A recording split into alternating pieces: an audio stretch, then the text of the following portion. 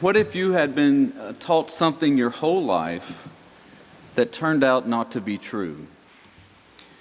What if you were told something that you held to be fact and then were told it's false? How would you react? Maybe you've recently experienced this. I know I have. I read it about the Boston Public Schools. They announced recently in the media that they would be replacing the Mercator projection of maps with the Peters. Now, if you aren't familiar with this change, let me explain. 500 years ago, the Mercator projection of the map was used to aid sailors, on their journey to what we now call the developed world. Europe and North America were greatly exaggerated on the map to show detail. South America and Africa were made considerably smaller. This projection of the round world on flat maps was the standard for 500 years. All of us here grew up with this worldview, thinking it to be true and factual. But it's not. North America and Europe are much smaller than the images with which we grew up. Do you find that unsettling?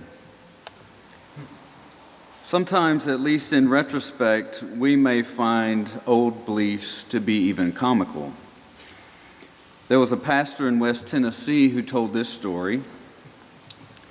He said, "I recall when I heard the disturbing news about Catherine. I called her Miss Catherine. I don't know what you call your teachers, but she was Miss Catherine." He said, "Boy, was she beautiful, intelligent, gave a lot of attention to all of us fourth graders, helped us with arithmetic and everything, and all the boys in the class had a crush on her. So it was absolutely devastating when I heard about her. In fact, I didn't believe it, but it was all over town. I may have been the only one, but I simply refused to believe it. The word was that Miss Catherine had had her ears pierced." Well, he said, "I couldn't believe it to be true because we knew in that village in West Tennessee what it meant when a woman had her ears pierced. If there was anything revelatory of character, it was having your ears pierced." She had her ears pierced. He said he couldn't believe it even to that day. But you see, it meant that she was a wanton woman. And he couldn't believe his teacher could be that. He said to have your ears pierced meant we all knew what kind of person she really was, what she did when she went to town. We knew what kind of entries she put in her diary. We knew what she slept in, if anything. And he said that's rough when you're in the fourth grade. A seminary professor was once on a flight home across the country. He says, "I thought I would use the long flight to chill with an onboard movie, which airlines used to offer before they gave up trying. Nothing looked remotely interesting except for Disney's film adaptation of Bridge to Terabithia, so he watched. The movie tells the story of a friendship between two fifth graders in rural Virginia, Jess and his new neighbor, Leslie.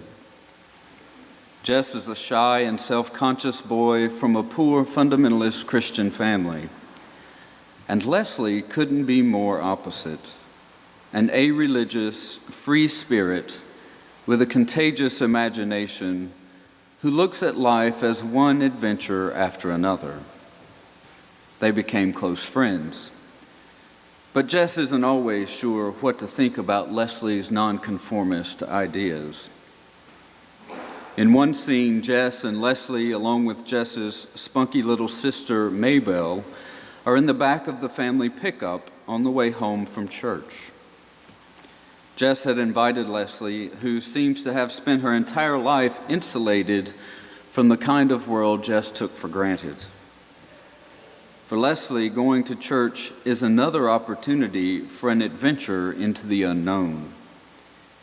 She is glad she came along despite the hellfire and brimstone preaching, and she declares to the group, "That whole Jesus thing, it's really interesting." Maybelle is absolutely shocked and corrects Leslie, "It's not interesting, it's scary. It's nailing holes through your hand. It's because we're all vile sinners that God made Jesus die." Well, Leslie looks at Maybelle like she had just told her she believed babies were delivered by storks. And she asked, "Do you really think that's true?" Not only do they believe it, but Jess tells her they have to because it's in the Bible. Maybelle dutifully adds that if you don't believe it, God will damn you to hell when you die. Well, Leslie would have none of this and declared to them, "I seriously do not think God goes around damning people. He's too busy running all this." And she points up to the trees and to the sky. And with that declaration in a Disney movie, the professor said he was faced with a very deep faith crisis. He said, "How was I to know that the company that gave us Mickey Mouse, Goofy, and Son of Flubber would venture deep into a religious debate?" He says, "I was minding my own business at 30,000 feet above the Midwest, and I was caught off guard." Me, he says, a professional Christian, a seminary professor paid to think right thoughts about God and to tell others about them. Well, Leslie's words hit their mark. In a flash, without words, he thought, Leslie is right. He goes on to say that Jess's God was his default God, but Leslie's God was the one he deep down wanted to believe in.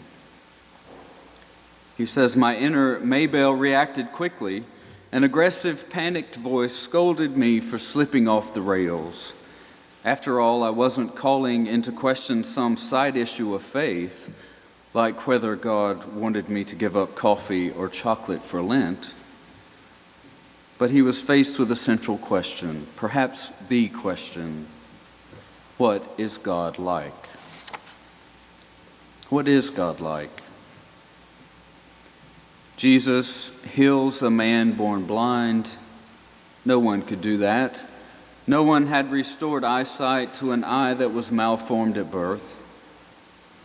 But Jesus spits into dirt, forms clay, and smears it on the guy's eyes.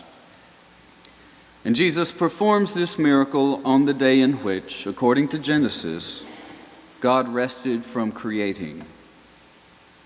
Marvelous work you're doing, Jesus, but you're doing it on the wrong day. The Pharisees weren't convinced. And now I know we are programmed to take Jesus' side over the Pharisees in these stories, but put yourself in their position. Think about it from their point of view. They were raised their entire lives honoring the Sabbath, teaching others to honor the Sabbath.